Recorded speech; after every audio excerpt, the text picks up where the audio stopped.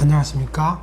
앞으로 연력학이라는 과목을 여러분들하고 같이 공부할 정명신 교수입니다. 자, 먼저 이번에는 서론 부분으로서 여러분들이 앞으로 어떠한 것을 배웠고 그 다음에 어떠한 내용을 다룰 건지를 개략적으로 한번 볼 예정입니다. 그래서 우리가 연력학을 공부하는 가장 큰 경험이라고 하는 것은 자, 어떤 시스템을 접해보지 못한 여러분들이 실제 과정이나 장치에 대한 친근감을 줌으로써 더욱더 의미 있는 어떤 문제풀이에 도움을 주고자 하고, 그 다음에 연력학적인 간단한 소개를 하기 위해서 앞에 서론에서도 제목을 적었습니다만, 우리가 증기동력발전소라든가 아니면 연료전지, 그 다음에 압축냉동 사이클, 그 다음에 열전냉동기, 공기분리장치, 그 다음에 뭐 로켓 가스터빈, 로켓 엔진, 그런 걸 통해서 연력학이 어떻게 이제 이용되고 우리가 사용하는지 그러한 내용을 한번 살펴보도록 하겠습니다.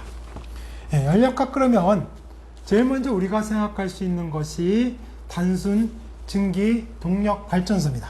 그래서 우리가 단순 증기 동력 발전소에 대한 그림을 여기다가 한번 쭉 계략도를 그려봤습니다.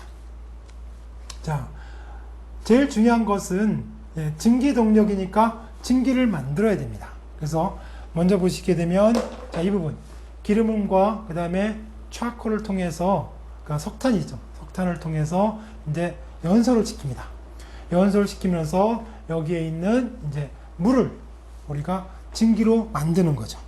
그래서 이 증기가 자, 고압의 증기로 만들어져서 가장 중요한 건 이제 터빈으로 들어갑니다. 뒤에서 이제 터빈에서 조금 더 언급을 하고, 그다음 본문 내용에서도 우리가 터빈을 자세하게 다루겠습니다만, 자, 터빈을 들어가면 터빈이 하는 가장 큰 일 중에 뭐냐면, 자, 이 기체나 유체의 흐름을 바로 충질로 바꾸는 것이 바로 터빈의 역할입니다.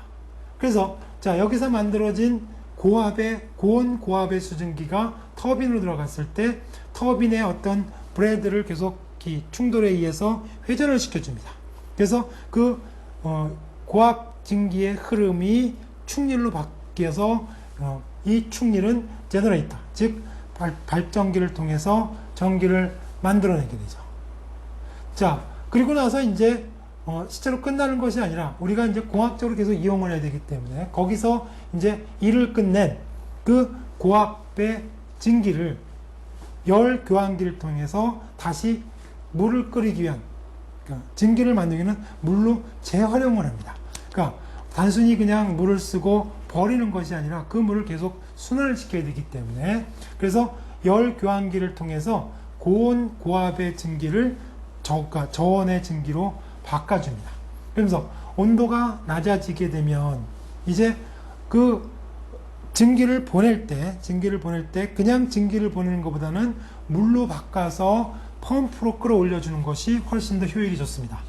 그렇기 때문에 이제 이 식히는데, 자, 이 식힐 때 우리가 열 교환기, 여기를 이제 응축기라 그러는데 그 여분의 열이 어떻게 보면 이제 우리가 그러니까 이 동력 발전소에서 필요한 건 고압의 이 물을 고압의 증기로 바꿔서 그 증기의 흐름을 가지고서 충혈을 만들어내는 게 1차적인 그러니까 결과라고 한다 그러면, 여기서 나온 열은 실제로는 우리가 필요 없는 열입니다. 하지만 그것을 이제 그냥 버리는 것이 아니라 여기서 나온 것처럼 이제 열 교환기를 통해서 그 열을 이제 다시 사용하는 거죠. 그러니까 여기에 남아있는 열을 다시 만들기 위해서는 또 돈이 필요하겠지만, 여기서는 그 열을 지역 난방에 쓰기 위해서 외부로 흘려 보냅니다.